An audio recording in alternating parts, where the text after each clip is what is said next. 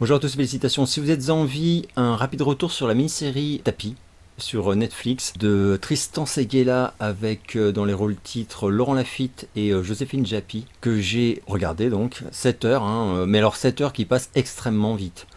J'ai des critiques à faire à cette mini-série, mais pour dire les choses franchement, même si je vais absolument rien spoiler, après je vais un peu spoiler certaines choses quand même de par mes reproches. Mais voilà, c'est un biopic, enfin c'est un biopic. Non, justement, mais c'est en partie un biopic, on va dire. Donc bon, voilà, c'est pas comme si je spoilais un thriller suspense. J'ai beaucoup aimé. J'ai regardé ça avec un plaisir total, en fait. Vraiment, je me suis pas emmerdé une seconde durant ces 7 heures. Et j'en ai appris beaucoup, parce que n'ayant jamais été un admirateur de Bernard Tapie, bah j'ai jamais... en fait, voilà, il y a énormément de choses dans son parcours que j'ignorais. Principalement concernant ses débuts, mais même ensuite en fait. Voilà, c'est-à-dire que voilà, dès qu'il y avait des éléments vraiment marquants, je m'en souviens, mais c'est sans plus. Du coup, il y avait par contre chez moi, mais comme un peu chez tout le monde, une sorte de saine fascination, c'est-à-dire que le personnage était fascinant, quoi. Voilà, ce qui n'impliquait pas qu'on l'admire, mais il y avait quelque chose d'impressionnant dans sa ténacité, sa grande gueule. Voilà, c'était un type quand même très spécial et surtout qui a eu 1000 vies. Et ça, on le ressent très bien. Une capacité à rebondir complètement phénoménale. Donc voilà, magouilleur, tout ça. Bon, ça, la série ne... Alors, moi, un truc que j'ai vraiment bien aimé dans cette série, c'est que, oui, elle cherche bien évidemment à rendre le personnage Tapie quand même assez sympathique, mais elle n'en fait pas un super-héros, ni une victime, alors, surtout vers la fin. Ça m'a vraiment beaucoup plu. La prestation de Lafitte, je l'ai trouvée extraordinaire. J'avais vu avant, principalement sur Twitter, mais bon, voilà, des remarques un peu, voilà, un peu moqueuses en disant il ressemblait juste à Michel Leb, etc. Sincèrement, alors moi je connais pas cet acteur en fait. Enfin, je le connais un tout petit peu, mais voilà. Moi, franchement, au bout de 20 minutes, pour moi c'était Bernard Tapie, c'était plié, aucun souci. Et je dois dire que au fil des épisodes, il est vraiment, enfin, comment dire, la ressemblance même physique est de plus en plus saisissante. Et donc, de mon point de vue, c'est totale réussite là-dessus. Le casting est absolument parfait. Tout le monde joue extrêmement bien. Joséphine Japy, elle est incroyable. Alors, je vais revenir tout à l'heure un peu sur les critiques liées au personnage, mais le jeu des acteurs, j'ai vraiment zéro critique à faire. Bien sûr, c'est pas, enfin tout le monde le dit en fait, c'est pas réellement un biopic. Alors, dans les grandes lignes, oui, bien sûr, mais il y a des libertés qui sont prises et qui sont énormes. Et là, j'avoue que même si moi, ça m'a pas dérangé au visionnage en fait. Par la suite, quand j'ai regardé un petit peu certains articles, quand j'ai écouté 2 interviews du fils Tapie qui parle de son ressenti par rapport à la série Netflix et qui explique un peu ce qui le dérange. Globalement, il est plus dérangé que zen, même s'il fait bien le distinguo et félicite totalement, enfin salue en tout cas les prestations d'acteurs, etc. Il reconnaît qu'il y a pas mal de moments où il a complètement retrouvé son père et machin.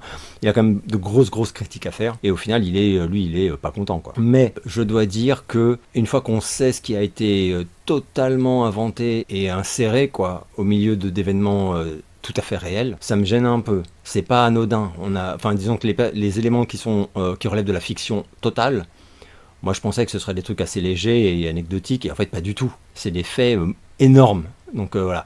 Alors, là, je vais un tout petit peu spoiler, mais c'est pas... voilà, je ne trahis pas grand-chose. Mais pour ce qui concerne, par exemple, le rachat de Wonder, c'est totalement de la fiction. Alors, ça m'a un peu... ah bon. Enfin, voilà.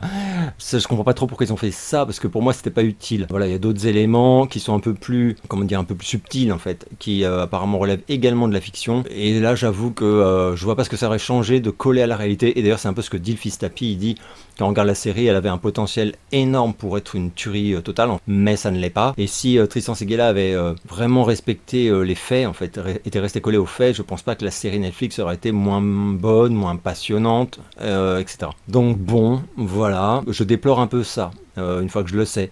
Maintenant, comme je l'ai déjà dit, ça ne m'a pas dérangé au visionnage. C'est plutôt d'un point de vue éthique que je trouve ça un peu... j'ai beaucoup de mal toujours avec les libertés prises, en fait, avec des personnages qui ont réellement vécu. Parce que, voilà, monsieur tout le monde, il va pas enquêter, donc il va regarder ça et potentiellement il va se dire, ah la vache, il a fait ça. Enfin, Alors que non, pas du tout. Alors oui, il y a cette espèce de warning un peu ridicule au début de chaque épisode qui précise qu'il y a de grands éléments de fiction, romancés, machin, même si les personnages, pour la plupart, sont réels. Ouais, mais bon, tu vois. Enfin bon, là-dessus, je reste très réservé. Après, une fois de plus, c'est très bien rythmé. J'ai trouvé que même la réal, elle est bonne. Moi, ça m'a rappelé plein de trucs Enfin, c'est assez, comment dire, c'est tellement franco-français, quoi. Donc, c'est assez marrant de voir ça. Les époques sont très bien restituées. Le parallèle, le fil rouge, en fait, avec Paul Naref est absolument jouissif. Alors, pour moi surtout, évidemment. Enfin, pour tous les fans de Paul Naref, c'est très drôle. Puisque donc, la série, je précise quand même, et c'est en ça aussi qu'elle est évidemment pas du tout un biopic de quoi que ce soit, c'est qu'elle commence, non pas à la naissance de Bernard Tapie, mais au moment où il se lance dans la chanson. Ah oui, il est très jeune, hein.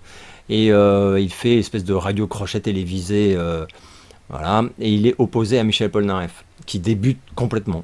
Bon, ouais, Tapi va gagner en fait ce radio-crochet, mais par la suite ça va pas du tout marcher, et il va devoir abandonner la chanson très rapidement, et il va garder une forme de rancœur, enfin de jalousie en fait envers Polnareff, et on voit à plusieurs reprises au long des épisodes donc le succès grandissant de Polnareff qui exaspère Tapi, puisque c'est effectivement un rappel de son premier échec. Et ça, c'est assez intéressant et c'est assez malin, et il y a beaucoup d'humour, je trouve, là-dessus, sur cette relation-là.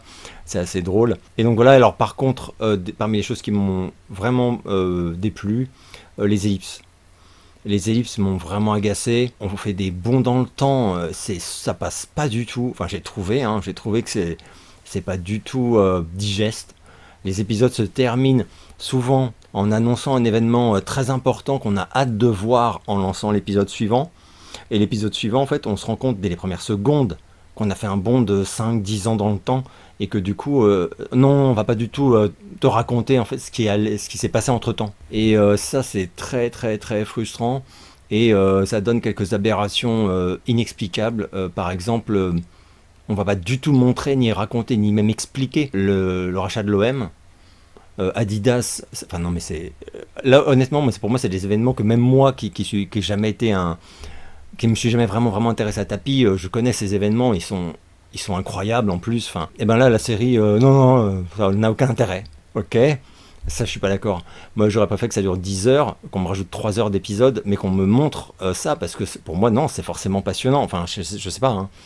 Donc bon. Donc là, on passe de il n'y a pas d'OM à il a déjà l'OM depuis 5 ans. Enfin, non, mais c'est pas possible. Bref, ça m'a fait chier, quoi, je dis franchement. Mais ça m'a fait chier parce que par ailleurs, j'ai beaucoup aimé ce que je regardais, quoi. C'est pour ça, en fait, hein. Si j'avais été évidemment désintéressé ou déçu, machin, moi je serais fichu qu'on fasse des énormes sauts dans le temps. Mais là, ça m'a vraiment, je trouvais ça un peu chiant. Et on va s'arrêter à son entrée en prison. Donc on n'est pas du tout à la fin de sa vie, du tout. Ni de sa carrière, d'ailleurs, en réalité. Enfin.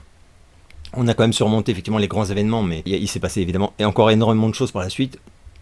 Mais bon, voilà. Donc, au final, une série que j'ai beaucoup appréciée, que je recommande totalement, sachant que je l'attendais pas du tout. Même si j'ai des vraies critiques à faire, hein, il y a également celle qui concerne le personnage de son épouse, dont j'ai appris par justement une des interviews du fils Tapi que voilà, ils ont pris de grandes libertés aussi avec son rôle dans la vie du couple et son caractère également. C'est vrai que dans la série, c'est une femme absolument fascinante, brillante, enfin alors extrêmement intelligente, beaucoup plus même par moments alerte que lui, qui a l'air un peu lunaire, un peu chien fou, enfant, enfin voilà. Elle, c'est à la fois un peu le garde-fou et le stratège par moments, enfin bon. Donc c'est absolument... Enfin, on va dire que c'est woke, et d'ailleurs c'est ce que dit le fils, hein. Il dit que c'est le wokisme qui a poussé à écrire le rôle de sa mère comme ça, et à lui donner une importance qu'elle n'a jamais eue. Avec tout le respect qu'il doit à sa mère, il précise, hein, quand même, mais il dit elle n'a jamais été le cerveau de quoi que ce soit dans les affaires de mon père, et c'était mon père le boss, c'est mon père qui décidait de tout. Voilà, il n'y a jamais eu ce qu'on suggère, enfin c'est plus que suggéré dans la série. Donc moi quand j'ai regardé la série, j'ai adoré le personnage de son épouse. J'ai trouvé que l'actrice, elle est remarquable, quoi, vraiment. Et que ce conflit entre eux, en fait, justement, lié parfois à des choix stratégiques, etc., c'est passionnant. Donc moi, en fait, là par exemple, d'un point de vue de spectateur, ça aurait été beaucoup moins intéressant à regarder, évidemment, si ils s'étaient cantonnés de rester fidèles visiblement à la réalité, c'est-à-dire d'une femme qui soutenait beaucoup son mari, mais qui, voilà, s'est jamais passionnée pour ces trucs-là et n'avait pas du tout les compétences. Enfin, c'est ce qui a l'air d'être unanimement dit. Voilà, il y a même une interview. Le fils Tapi, il dit ma mère est quand même une femme intelligente, mais pas du tout au niveau de ce qu'on montre. Donc bon.